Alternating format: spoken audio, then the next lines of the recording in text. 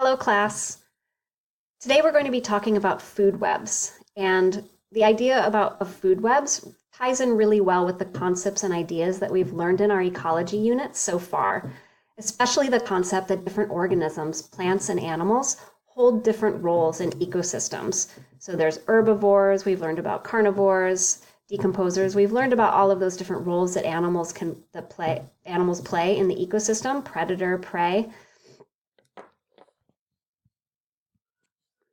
And we're going to start our lesson today with a brainstorming activity.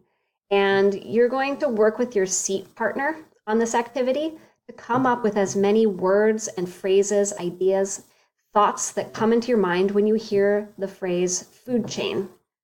And then you'll talk about the phrase food web, the words and thoughts and ideas that come to your mind with the phrase food web. So please turn to your seat partner now, and you can discuss and go ahead and jot your ideas down in your science journals. And you'll have 5 minutes for this activity. So please be productive and come up with as many ideas as possible.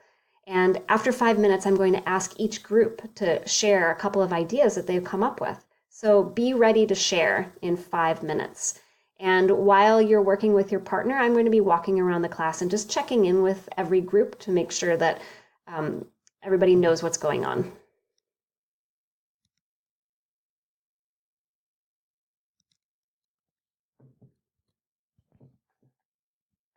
Okay, so we are done with our brainstorming session. And table 1, what did you come up with for the phrase food chain? A line, okay? And how about for food web? Did you come up with something for food web? More lines everywhere. That's great, thank you. And table 5, what did you come up with for food chain?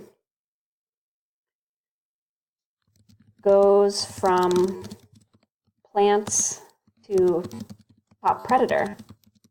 Okay, it sounds like you're really learning about food chains in 6th grade science. And how about for food web? Animals eat more than one food, okay? And table 9, what did you come up with for food chain? Animals eat plants and then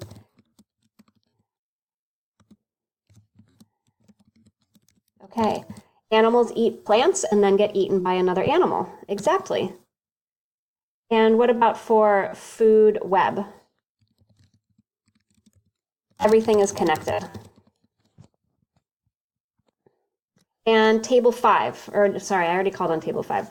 Table 3, what did you come up with for food chain? Producer, consumer, okay? And same for food web. Okay.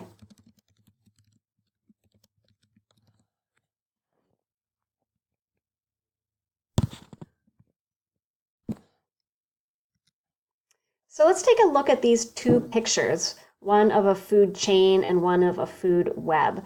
So the food chain on the left, how would you describe that? A line that goes from the plant to the first consumer and the second consumer and the third consumer. So that first consumer, the grasshopper, is called a primary consumer because it's the first. And then the second one, the mouse, is called a secondary consumer. And then the third, the owl, is a tertiary consumer. And the plants in a food chain or a food web are called producers. And so comparing that to the food web on the right, how would you describe that? Right, it's more complex. There's more lines going everywhere. So it sounds like we really have a pretty firm grasp on what food chains and food webs are.